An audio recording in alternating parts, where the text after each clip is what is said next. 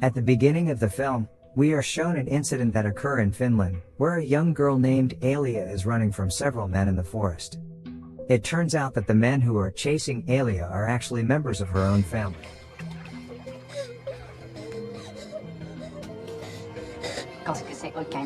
She then plunges into the lake, but the men manage to catch her before she drowns. After that, the scene moves to a bank where a man named Rex is waiting in line for a certain purpose. Not sure why he's there, but it's clear that he's there to see Maddie, his crush. While Rex is talking to her, their place is suddenly attacked by robbers who instantly killed a security guard at the bank. As a result, the situation, which was previously calm, has now become tense. Rex then notices a gun in a woman's bag, but the woman can't do anything because it is too risky for her to act in such a dangerous situation. When everyone is under threat, Rex suddenly behaves strangely, where it looks like he tries to hold his emotions in order not to act rashly. But something unexpected happens, where the woman's bag containing the gun is suddenly thrown, and lands right on Rex's lap. After that, the scene moves to a courtroom. Not sure what has happened, but Rex is suddenly sued by the judge for slaughtering all of the robbers at the bank earlier. Despite the fact that he saved many lives during that incident and is considered as a hero, but he's still sentenced to 8 years in prison. 8 years later, we are shown Rex, who has been released from prison, staring at a magazine that has a picture of his own face. For the time being, it appears in the magazine that he is still considered as a hero due to his heroic acts 8 years ago. After Rex gets out of prison, he is not being shunned by society, but instead he is always noticed by the public and chased by reporters. This of course makes Rex feels uncomfortable, and it is at this point that his own conscience or a different side of himself appears in the physical realm. As we can see, his alter ego has a more emotional nature than himself. As soon as Rex realizes he can no longer bear their presence, he gets to his feet and throws his desk at the entire group. But in reality, it is all just his imagination acting as a release for his emotions due to his current stress.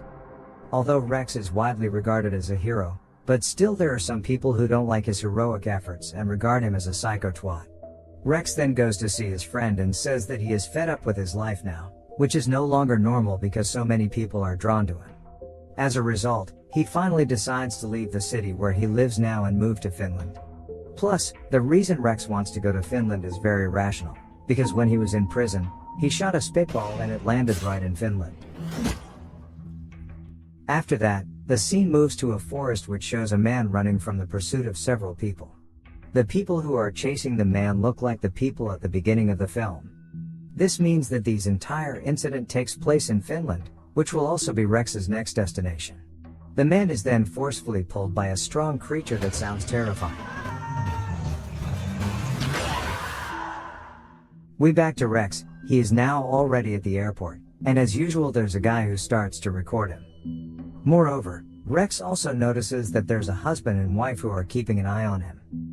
When things start to get noisy again and people start filming him, he becomes more and more annoyed, and he eventually decides to go to the restroom. However, it appears that the couple's husband is already in the toilet, and is staring at Rex while he is peeing in the restroom. And when Rex returns to his seat, the strange couple's wife gives him a creepy smile.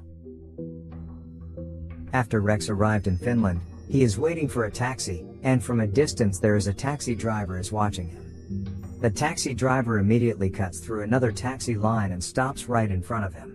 When Rex is in his taxi, the driver then releases the anesthetic gas, which causes him to become unconscious and eventually pass out. Hey, excuse me? Hey! Hey! Hey, what the fuck? The scene then moves to a house, where a family is seen preparing dinner and they don't look suspicious at all. The only thing that will surprise us is when we see Rex, who has already been kidnapped and tied in the basement of their house. At this moment, Rex's hands are tied and one of his legs has been amputated. Rex, who has just realized this, tries to scream, but is stopped by someone. It turns out that the person is Rex's conscience, who tells him to keep his mouth shut. After that, he represents Rex to release his emotions by screaming for what has happened to him. In fact, his conscience appears to be smarter and more sadistic than he is, and it plays a significant role in both Rex's life and death. He can also analyze the situation of any incident that occurs to Rex, and the one that is currently taking place. After completing the observation, his conscience concludes that the perpetrators of his current incident are the strange husband and wife couple from the airport. When Rex is crying with his condition, his conscience can't stand it and starts thinking of ways to get out of there. However, because of the strength of the tie that binds his hands, his conscience has other plans for ensuring his survival. According to his conscience, if the perpetrator suddenly appears, he must pretend to be unconscious. Furthermore, after noticing lots of bicycles around him, the alter ego assumes that the perpetrators who kidnapped him are a family.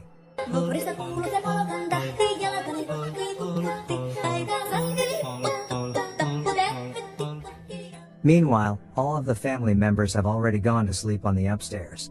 But the youngest child in the family, named Olavi, isn't yet asleep, and he is curious about their victim this time. Rex, who hasn't had enough time to untie the rope yet, tries to do so with his teeth. The young boy, on the other hand, decides to go down to the basement where Rex has been held. After the young boy enters the room on the ground, Rex immediately pretends to be unconscious. Rex then finds out that the person who came is just a child, so he comes up with a plan, which is to make the child as an insurance policy to get him out of that place. He tries to persuade Olavi to come close before kicking him in the face with his amputated leg and flanking him with both thighs. Not long after, his sister realizes that her little brother is not in bed, so she decides to look for him in the basement. It turns out that this woman's name is Alia, and she is the young girl who has tried to run away from several men before this.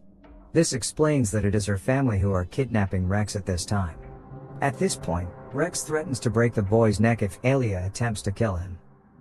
But since Rex is too panicked about his own safety, he accidentally let go of Olavi, which makes him lose his guarantee to get out of there. When Olavi is found unconscious in the room, the psychopath family rushes him to the hospital. The mother then slaps Alia because she thought that Alia has hurt her little brother. At this point, we can conclude that Alia has a different nature than her family, and that she could be a great opportunity for Rex to get out of there. The opportunity is bolstered when Alia suddenly smiles and imagines herself married to Rex, which means that she is attracted to Rex at first sight. Since her family is in the hospital, Alia immediately goes downstairs to see Rex and begins to treat his leg. Alia then expresses her feelings to Rex. I'm Alia. I like you. It is at this point that she starts to tell the story of how her family began to kidnap people and make them as food for her eldest brother. Since the birth of her first brother, he has already been suffering from a disorder that causes him to crave and eat the human flesh. This was proven by the fact that he started biting his father when he was a baby. Therefore, since that incident, her family began to kidnap people to satisfy his eldest brother's hunger, although Alia didn't agree with it. When the older brother didn't really like the flesh of the person, they were forced to find another victim as a replacement. Night after night, death came to Alia's life, and she had tried many times to run away from her family.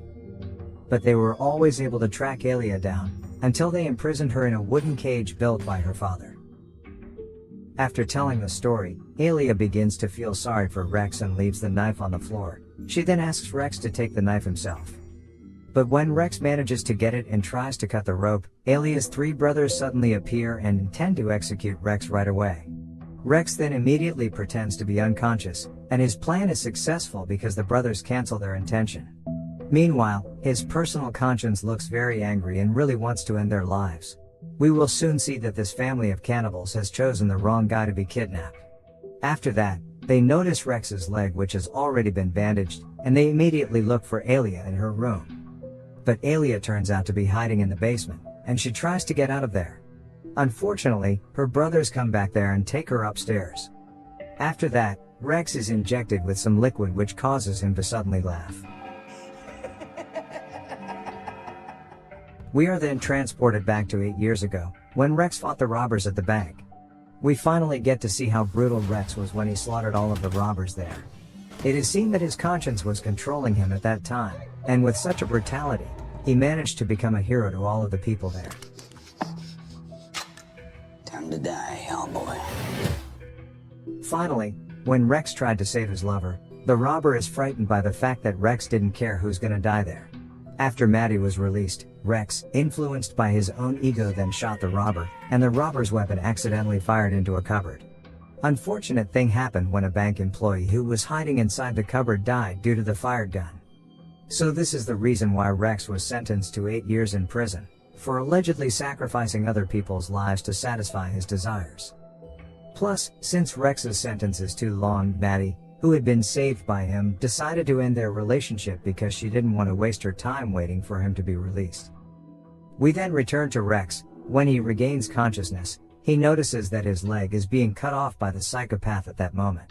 He then kicks the psychopath, which causes the psycho rushes off to get an anesthetic. At the same time, Rex tries to cut the rope that binds his hands with the knife from Alia. When the man returns to him, Rex quickly stabs the knife into his ear canal. Without wasting any time, he is now looking for some tools and weapons needed to escape from there. Fortunately, he finds some tools that will be very useful to him in the next scene. Rex tries his best to get to the top floor, relying on the golf club he has attached to his leg. After he manages to get out of the basement, his conscience tells him to bring Alia out of the house as well. Rex then walks out of the house and he thinks about the words of his conscience again. It appears that they have made a decision about what they will do next after this. When both parents came home from the hospital, they are shocked by the blood stains in front of their house. At this moment, it turns out that their sons have just awoken from their sleep. Their parents then gather them and scold them for letting Rex escape. Fearing that Rex would come back with the police, they plan to move out of the house. But it looks like their plan will fail. It turns out that Rex has been waiting for them under the table, and he kills them one by one using a nail gun. As Rex tries to shoot the mother, the nail bullets run out, and he kicks the mother in the head with a golf club attached to the amputated leg. When her son sees the incident, he tries to attack Rex, but Rex quickly throws a knife into his body, causing him to die. Alia then kills her own mother, who has just woken up from unconsciousness. After all of this horrific incident, it turns out that they are still not free because they still have to face Alia's eldest cannibal brother. Her brother eventually appears, going down the stairs with his big body like a monster.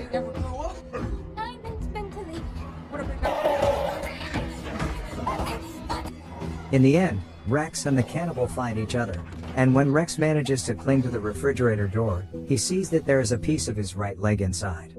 As a result, he looks happy because it turns out that his right leg still hasn't been eaten by the cannibal.